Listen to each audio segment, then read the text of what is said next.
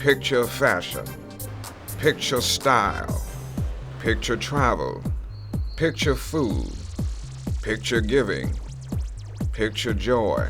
Watch Tomorrow Pictures, powered by the Film On Network. Here I am, there you'll be, miles and miles This away is from me. I can't Tomorrowpictures.TV. see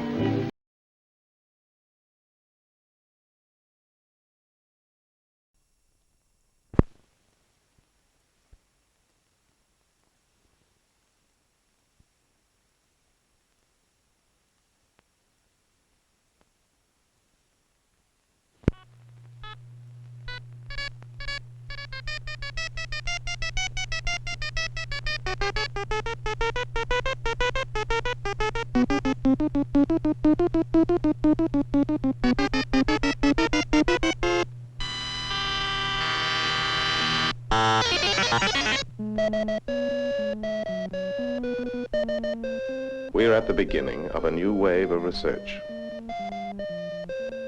Our creative powers are being stretched.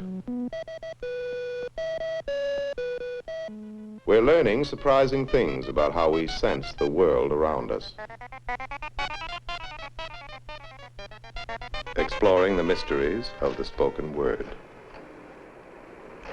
Nice. Nice. Noise, noise, noise, noise, noise, noise, noise. It appears to us that the resistors should track very well with one another. So I think in the first go-around here, we should make all the resistors let's variable. put this on and see how it These men are design engineers at Bell Telephone Laboratories, the research and development part of the Bell system. They're about to engage a new breed of computer called Graphic 1 in a dialogue that will test the ingenuity of both men and machine. It's a new way of working out abstract problems in the age-old medium of drawings and designs, which explains why the technique is called computer graphics. Our researchers have an idea for a telephone filter circuit they want to try out, but they need a ready answer for the problem. If they do this, what will happen? They could spend many hours in the workshop building and testing the real thing. Instead, they'll draw their circuit directly on Graphic 1's cathode ray tube. The operator talks to the computer with an electronic light pen, which does a precise and easy job of assembling the symbolic parts of the design. Diodes, resistors, transformers, and all are automatically positioned by the pen, connecting them as it goes along. I think the drawing will be much more readable if we place that three-terminal device down in the lower right-hand corner. You want to move this down over Yes, here? yes. If by they far. change their plan, that's no problem either. There's no need to memorize complex rules, for the computer signals the action when it's ready. If the researchers have done a good job of programming what they want the design to do, the computer is quick to point out any breakdown in their logic. All done, Tim? I think so.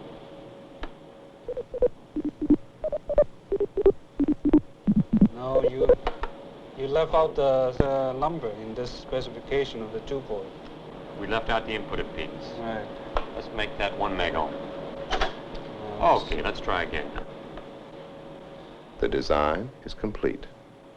But will it work? At this stage, a remotely located master computer takes over the job of calculating the performance curves of the circuit. Okay, let's go. All right, already doing that.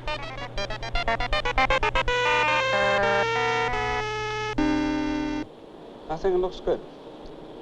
We certainly don't have to worry about the amplifier we're using based on this. On some of these letter things here, we're not doing it right. It's too gray. How much trouble is it to get that changed to some other color? Just find the right place in the program, make the appropriate change, and we'll run the whole thing again. Let's make bug A go, what would you say, down 1 square and right 1 square. So you see what we'll get is the program going through these lines. A consulting graphic artist and a Bell Laboratories scientist are collaborating on an idea for an experimental computer-made movie. That come out of it, you know, and Right, this yes, idea yes. of you being able to to program something so we know what it's supposed to do. And what I get a great deal of response out of is you don't know what it's exactly going to do in terms of images. It's interesting to me that you say the unexpected things that happen. Yeah. Because in a sense, the computer has done exactly what you told it to do, right? Their shooting script is an intricate set of instructions written in one of several programming languages available. This one is B-Flix, short for Bell Labs Flix. This is an excerpt from a B-Flix computer movie showing how the script, now a deck of punch cards with all the cues typed in, is fed into the computer, winding up as a reel of recorded tape. Hey, Bernie? Yes, sir. Hi, I've got another B-Flix movie here on 2 reels. Can you possibly do it now? Sure can. Great. That's the second half. All right. And this is the first one. All right, fine. We'll run it right now. How do you want these run, Ken? Please run it just halfway between F5.6 and F8. Leave it perfectly in focus.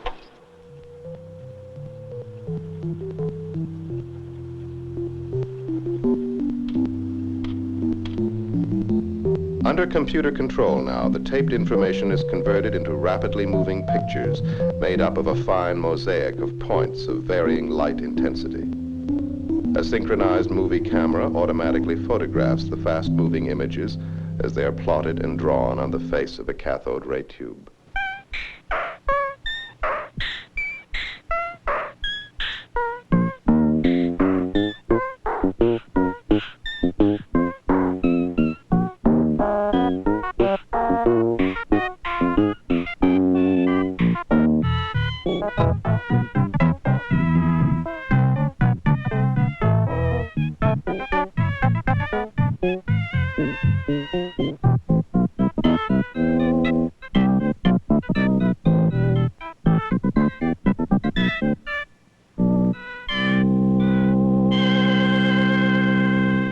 I want to reach out to this technology. I want to incorporate this technology into my art and have the two mixed together.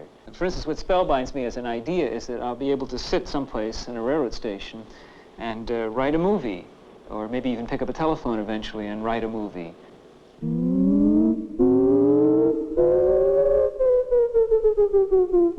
Besides creating unique visual effects, computer movies can be used to show phenomena we can't directly see.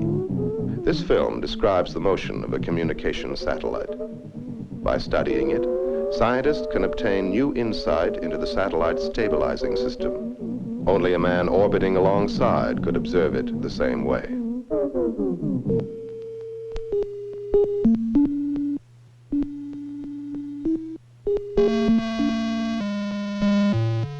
Experimenters in visual perception are using computers to create weird, random patterns that never occur in real life, to find out what and how people see when these patterns are shown to them. These patterns are curiously reminiscent of the pointillism of the 19th century artist Seurat, whose beautifully integrated paintings are formed by countless computer-like dots and dashes. The art of Seurat is an incredibly methodical technique that produced only a dozen or so paintings in his lifetime. Today, researchers are generating that many in a single day.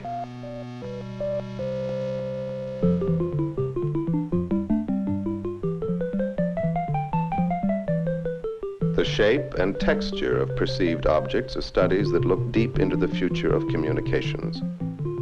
When we learn to separate the relevant from irrelevant in visual information, we'll be on the way to sending three-dimensional color picture messages over ordinary telephone lines.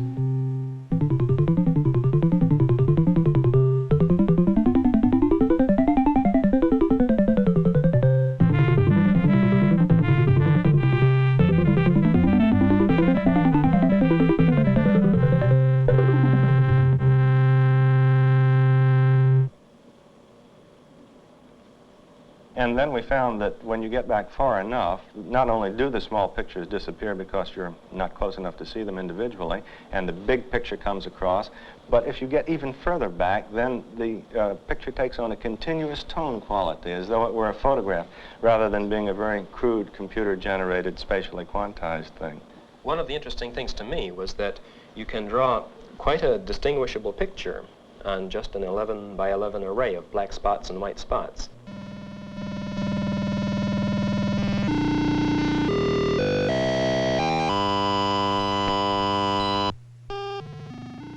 entire musical score accompanying this film was composed on a computer that can produce nearly endless variations of sounds. We're interested in finding better ways of describing complicated sounds like speech. However, speech is still very complicated. Music is simpler, and some of the methods which we're using here to describe music in terms of a graphical function can also be used for speech, and we can find out a great deal by studying these simpler sounds. Daisy, Daisy, give me your answer too. Programming the score. This is Tomorrowpictures.TV. It goes beyond friendship. It goes beyond musical interest. It's a soul connection that is as deep as family. It is family to me. Watch Tomorrow Pictures, powered by the Film On Network.